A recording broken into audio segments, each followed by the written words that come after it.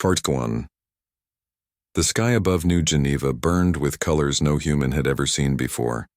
Not the reds of sunset or the purples of twilight, but sharp electric blues and sickly greens that pulsed like a dying star. It was not natural.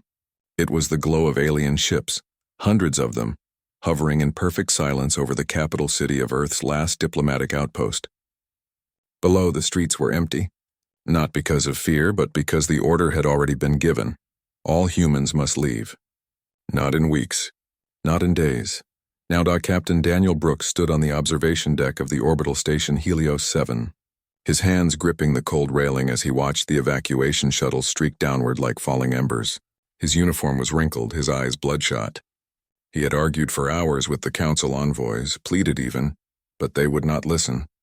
Their verdict was final. Humanity was too dangerous, too emotional, too unpredictable. They called it a mercy to banish them rather than exterminate them.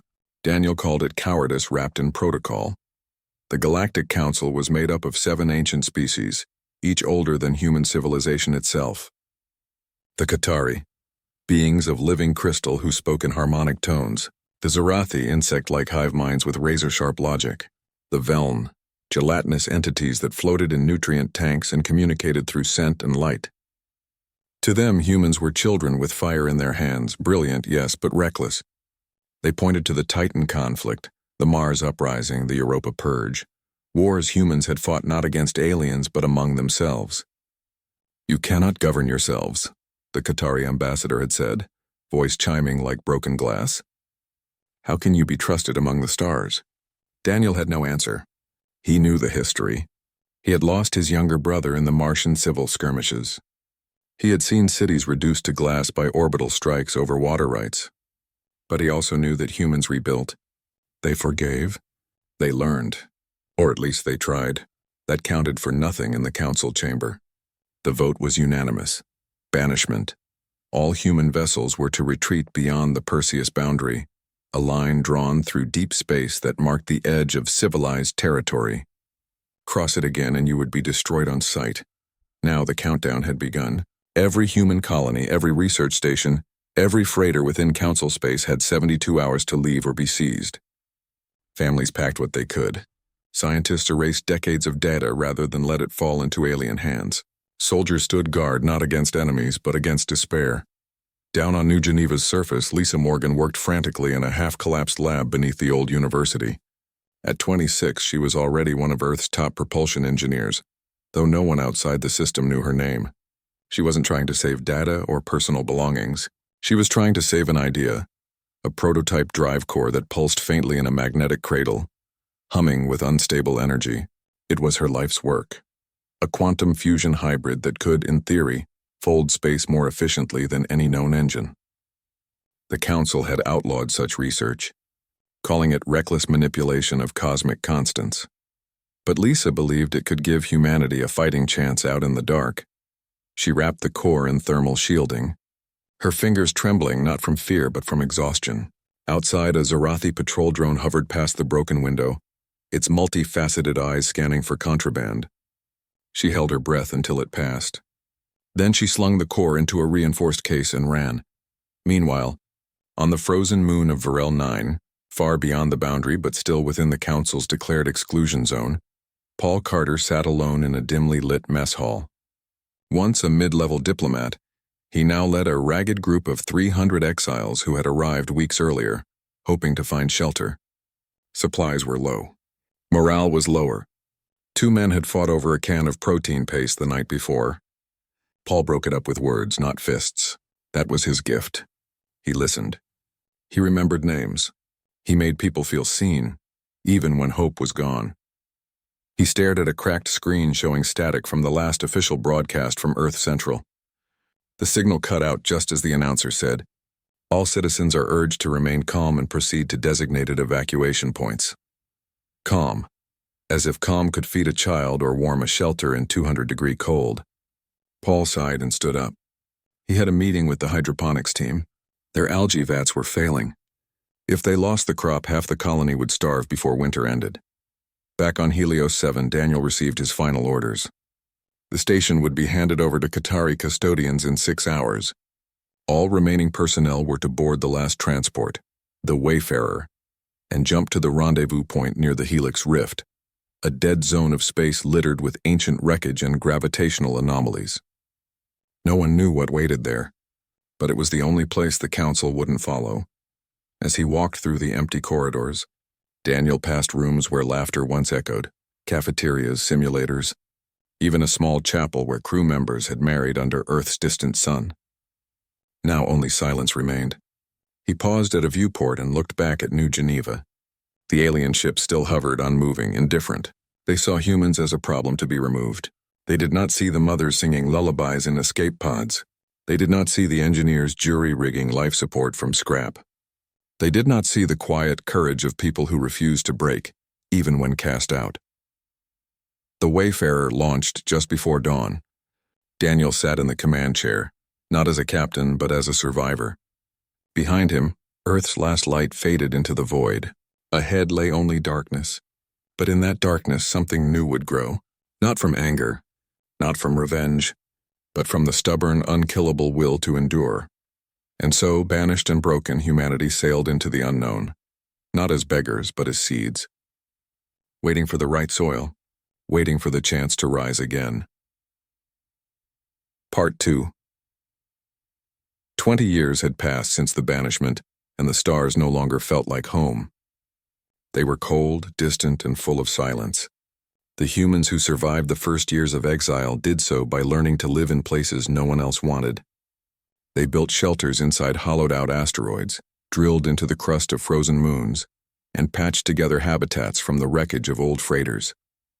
There was no central government anymore, no Earth Command, no grand fleets, just scattered groups of people trying to stay alive. On the ice-covered moon of Varel 9, Paul Carter had become more than a leader. He had become a symbol. The 300 souls who arrived with him had grown to over 2,000. They called their settlement Haven. It was not much to look at. Domes made of salvaged hull plating, tunnels warmed by geothermal vents, and fields of glowing blue algae that fed them day after day. But it was theirs. Paul walked the tunnels every morning, greeting farmers, mechanics, teachers, and children by name. He remembered birthdays. He settled disputes with calm words, not weapons. People trusted him because he never asked for power. He simply carried it when no one else would. But survival was not enough. Paul knew that. He saw it in the eyes of the young ones who had never seen Earth, who only knew stories of green skies and warm oceans. They were growing restless. They wanted more than just to live. They wanted to matter. So Paul began sending out scouts, small ships with brave crews who mapped the dead zones beyond the Perseus boundary. They found ruins. Not human ruins, but older ones. Towers of black stone floating in empty space. Ships the size of cities long dead, their insides picked clean by time. And sometimes they found things that still worked. One such discovery changed everything. Far out near the Helix Rift, a derelict station spun slowly in the dark. It had no name, no signal, no power, just a faint heat signature that shouldn't have been there. Lisa Morgan, now in her late 40s, led the salvage team that boarded it. She had spent 2 decades refining her quantum fusion drive, testing it on jury-rigged shuttles, losing 3 prototypes to catastrophic meltdowns. But she never gave up. She believed that if humans could move faster and farther than anyone else, they could find safety, resources, maybe even allies. Inside the station, she found something better than fuel or food. She found knowledge. Buried in a sealed chamber behind layers of alien alloy was a data core unlike anything she had ever seen. It pulsed with soft light responding to touch. When she connected it to a human interface using cables she'd woven from scrap wire, the core activated. Holograms flickered to life, star maps, schematics, equations written in symbols that made no sense at first. But over weeks of study, patterns emerged. The core belonged to a species long gone, one that had mastered gravity itself. They didn't just travel through space, they bent it, folded it, rode its curves like waves. Lisa worked day and night, barely sleeping, barely eating. She translated the core's language with help from linguists back on Haven. Slowly, the secrets unraveled. The key was not raw power, but resonance. If you could match the frequency of space-time at a specific point, you could create a stable corridor. Shorter, safer, and faster than any jump drive the Council used. Lisa called it the Echo Drive. She built a small test model in the station's old lab. The first try failed. The second melted the floor.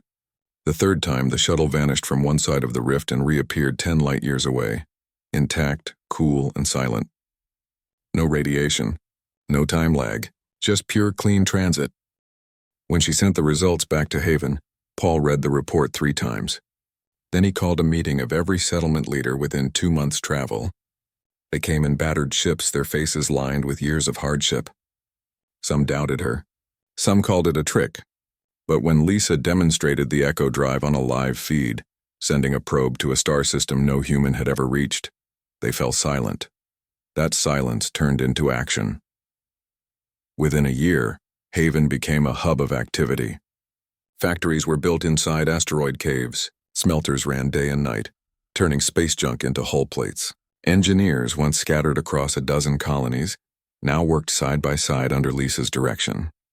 They began constructing a new kind of ship, one designed not for war but for endurance, speed, and unity. It would carry not just weapons but labs, farms, schools, and archives of human history. They named it the Aegis Dawn, but building a ship was not the same as building a people. Not all exiles wanted to unite. Some groups had grown used to isolation. They feared that joining a larger force would mean losing their freedom. Others remembered the wars on Earth and worried that power would corrupt again. Paul traveled to each holdout settlement himself, not with soldiers but with offers of trade, shared tech, and mutual defense. He didn't demand loyalty. He offered partnership. Slowly, the pieces came together. A mining colony on Series 12 sent titanium. A research outpost near the Ghost Nebula shared medical advances. Even former rivals, like the hardened scavengers of the Razor Belt, joined after Paul promised them a voice in the new order. They called it the Terran Conquered. Not an empire, not a military. A promise no human left behind. Meanwhile, Daniel Brooks had not been idle. After the Wayfarer jumped into the rift, he had taken command of a small fleet of refugee ships. Over the years, he trained crews, mapped safe routes, and defended convoys from space pirates and rogue AI drones left over from ancient wars. He never sought glory. He simply ensured that every ship under his watch made it to safety. When word of the Concorde reached him, he brought his fleet to Haven without hesitation. He stood beside Paul and Lisa as the Aegis Dawn's skeleton rose in the shipyard. It was not beautiful like the sleek council vessels. It was rugged, layered, built to last. Daniel ran a hand over its hull and thought of all the humans who had died in the dark. Forgotten. This ship would carry their memory and their future. Out in the void, the Galactic Council heard rumors. Whispers of human activity beyond the boundary. Patrols reported strange energy signatures near the Helix Rift, but the Council dismissed them. Humans were broken, they said, scattered, gone. They could not possibly rebuild. Not in 20 years. Not without resources, allies, or hope. They were wrong. Hope was not gone. It had just gone quiet, and now it was learning to speak again. Not with shouts, but with engines humming, with hands building, with minds refusing to accept that exile was the end. The humans were no longer running. They were preparing, not for revenge, but for return, and when they came back they would not ask for permission. They would simply be there, stronger, smarter, and united by the one thing the Council never understood, that being human meant never stopping, even when the universe said you should. Part 3. The Aegis Dawn was not just a ship. It was a promise made real. Its hull gleamed under the weak light of a dead star, layered with alloys forged from asteroid metal and coated in a self-healing polymer Lisa Morgan had perfected after 3 years of trial and error. Inside, corridors hummed with life. Gardens grew under artificial suns. Children learned history in classrooms that floated between decks. And in the heart of it all, the Echo Drive pulsed like a steady heartbeat, ready to carry them farther than any human had ever gone. But the Aegis Dawn was only the beginning. The Terran Conquered had grown. What started as a handful of settlements now spanned 17 systems. They traded, shared knowledge, and protected each other. They built shipyards inside gas giants' rings and power stations around black dwarfs. They were not rich in luxury, but they were rich in purpose. And that purpose had a name: sovereignty. Dr. Marcus Bell stood on the observation deck of the Concorde's Central Research Hub, orbiting the quiet world of EOS 5. He was not a soldier or a pilot. He was a materials scientist, thin and quiet, with eyes that missed nothing. For years he had studied alien ruins found in the outer zones, fragments of hulls, strange crystals, devices that still held charge after millennia. Most were useless, but some held secrets. One such find changed everything. Deep in the wreckage of a Zorathi scout ship left behind after a failed raid on a human mining outpost, Marcus discovered a shard of black ceramic that bent light around it. It was not cloaking tech. It was something deeper. When tested, the material responded to gravitational fields, reshaping itself to reduce drag, absorb radiation, even repair microfractures when exposed to solar wind. Marcus called it adaptive plating. Within months, they were growing sheets of it in bioforges, layering it onto every new Concorde vessel. At the same time, General Elena Ruiz drilled crews not in old Earth tactics but in something new. She had fought in the last Martian border wars and seen how rigid commands led to disaster. Her fleet trained in fluid formations, decentralized decision-making, and rapid adaptation. Every pilot, every engineer, every medic was taught to think like a commander. "The enemy will expect us to be chaotic," she told her officers. "We will be precise. The enemy will expect us to be emotional. We will be calm. And when they underestimate us, we will be ready."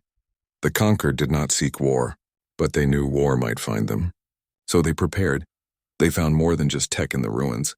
They found history, ancient records carved into stone or stored in light crystals, told of a time before the Council, a time when many species rose and fell, not because they were weak, but because they refused to change. The humans took that lesson to heart. They did not copy alien designs blindly. They improved them. They merged Zorathi energy grids with human efficiency. They combined Qatari harmonic shielding with Terran magnetic fields. Their ships were hybrids, born of exile, shaped by need and built to last. Lisa worked side by side with Marcus now, not just on drives, but on entire ship systems. They developed gravity manipulation thrusters that allowed vessels to turn in zero time, to hover over planets without burning fuel, to land on worlds with crushing atmospheres. They built reactors that ran on recycled plasma, needing only occasional top-offs from stellar winds. Every innovation made them less dependent on rare minerals or distant supply lines. They were becoming self-sustaining, and they were becoming visible. A council patrol near the outer edge of the Perseus boundary picked up an anomalous signal, a ship moving faster than physics allowed, vanishing and reappearing without the usual jump distortion. The report was filed, then ignored. But a month later, another signal appeared, then another. This time closer. The council's high monitor, a Veln elder named Quarrel, ordered a quiet investigation. A stealth scout was sent into the Helix Rift. It never returned. In truth, the Concorde had detected it the moment it crossed the rift's edge. Daniel Brooks, now Fleet Admiral, gave the order, "Disable, do not destroy." The scout was caught in a gravity net, its systems gently shut down by an EMP pulse tuned to its frequency. The crew, 3 Qatari diplomats, were treated with respect, given food, water, and a message. "We mean no harm," Paul Carter told them through a translator.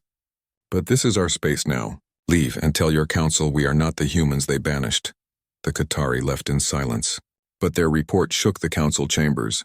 Still, pride ran deep among the elders. They refused to believe humans could have advanced so far. Some claimed it was a trick.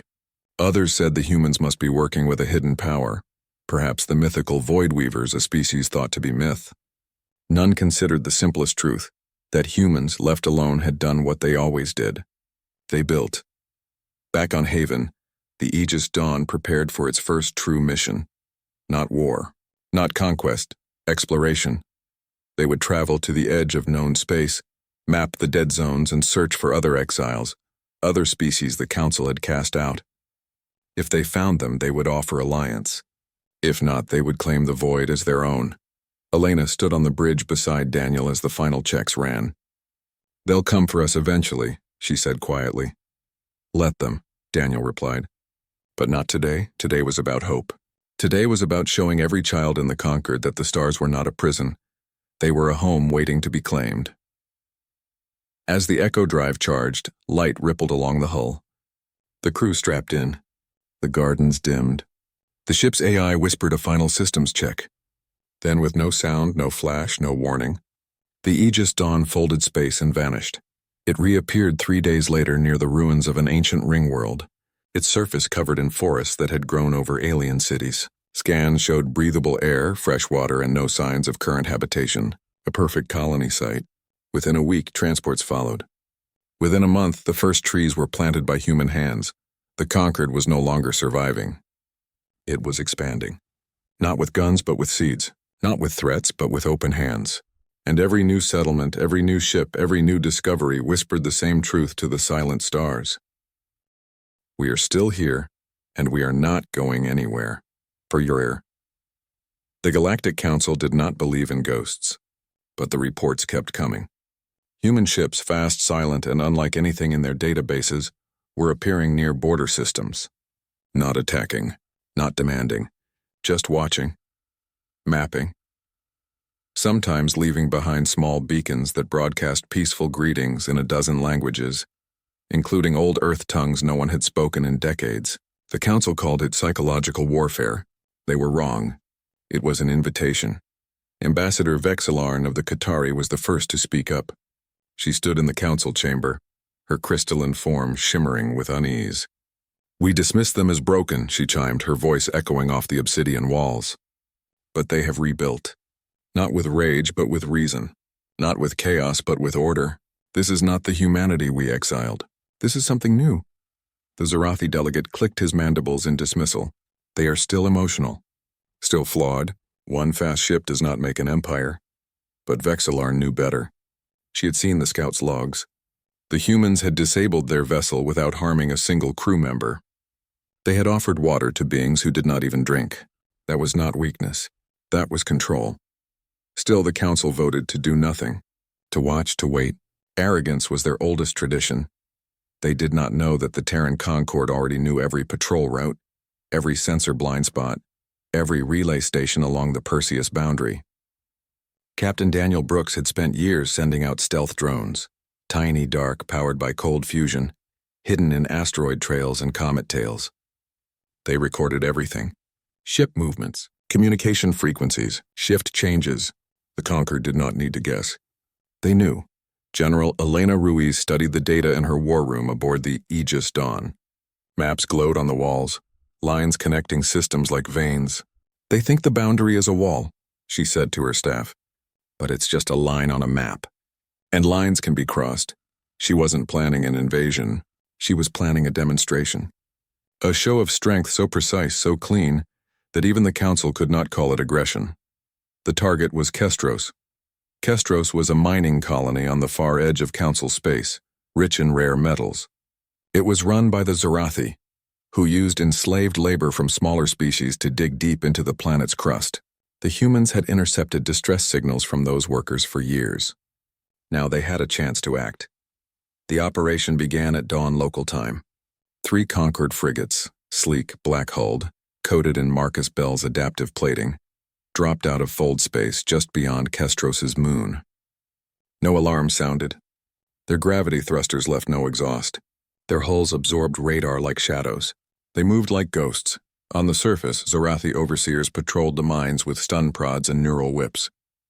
The workers, thin, exhausted beings from the Gal system, huddled in tunnels, dreaming of freedom. Then the lights went out, not just the lights. Every Zarathi comms tower, every drone, every weapon system shut down in perfect sequence. Not destroyed. Disabled. The Concord had hacked their network using a virus hidden in an old maintenance update, one they'd planted months ago through a fake salvage drone. Within minutes, the entire colony was blind. Then the conquered ships landed, not with soldiers storming gates, but with medics and engineers. They opened the worker barracks, handed out food and water, and activated portable translators. "You are free," they said. "We are taking you home." The Gal wept. Some knelt. Others simply stared, unable to believe kindness existed in the universe. The Zarathi command center tried to fight back, but their weapons refused to charge. Their ships would not launch. By the time they realized what was happening, the Conquered was already lifting off, with every enslaved worker aboard, and not a single shot fired. They left behind a message carved into the main control tower in 7 languages. No one should be owned. News of Kestros spread like fire. The council was furious. The Zorathi demanded immediate military action, but other species hesitated. The Gal delegation, long silent in council sessions, stood and thanked the humans. The Veln elders whispered among their tanks. Even some Qatari began to question the old verdict. Back on Haven, Paul Carter watched the reports with quiet satisfaction. "We didn't go to war," he told Lisa Morgan. "We went to justice." She nodded, her eyes on a new schematic. The Echo Drive was being upgraded again. Soon they could jump across entire sectors in a single pulse. But the real victory was not in Kestros. It was in the silence that followed. The Council did not send a fleet. They did not declare war. They held emergency sessions behind closed doors. Rumors flew. Some species wanted to negotiate. Others feared human power was growing too fast. The unity that once held the Council together was cracking. Daniel knew this was the moment. Not to strike, but to speak. He ordered the Concord fleet to gather near the old Earth outpost, now a ghost station under Qatari guard. They did not attack. They simply appeared. Dozens of ships, clean, quiet, in perfect formation. Then they broadcast a single message on all frequencies, clear and calm. "We do not seek conquest. We seek recognition." The message repeated for 12 hours. Then the fleet vanished as suddenly as it came.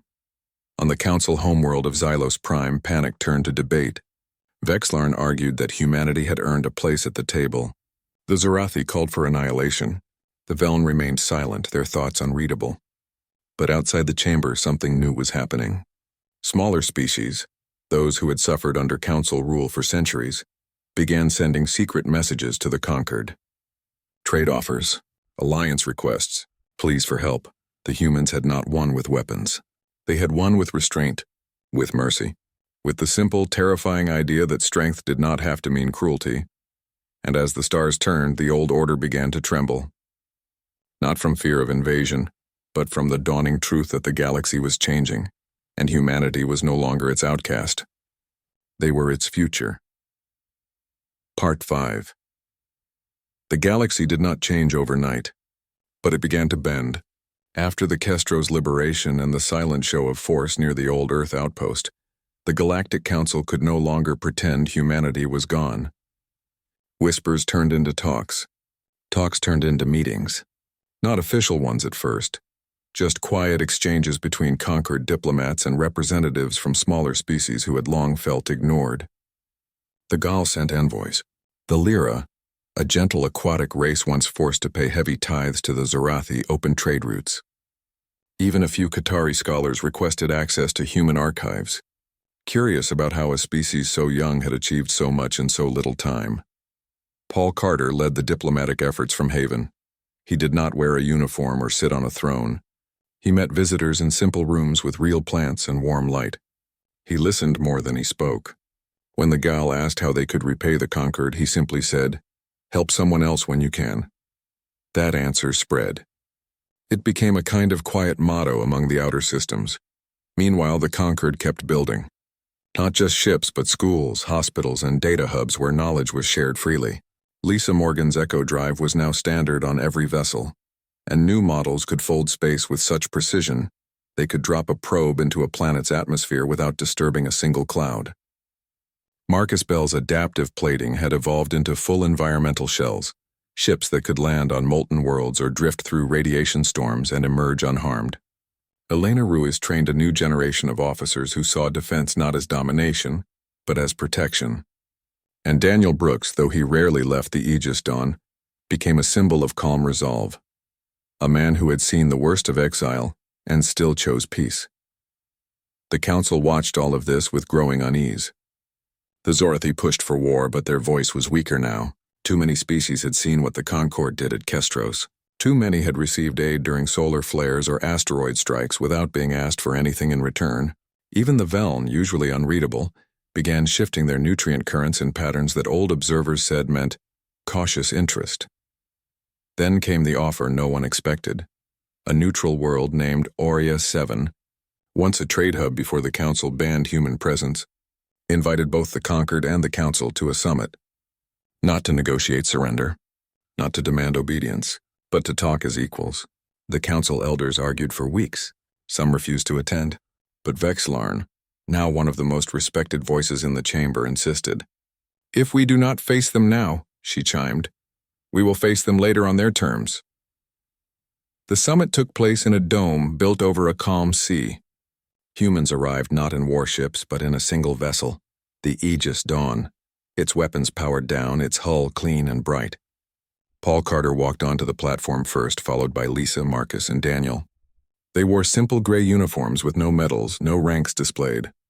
Just the Concord emblem, a circle with a rising sun inside. The council delegates arrived in shimmering transports, their forms strange and varied. The Zarathi clicked their claws. The Qatari glowed softly. The Veln floated in glass spheres filled with blue fluid. For a long moment no one spoke. Then Paul stepped forward. "We are not here to ask for forgiveness," he said, his voice steady.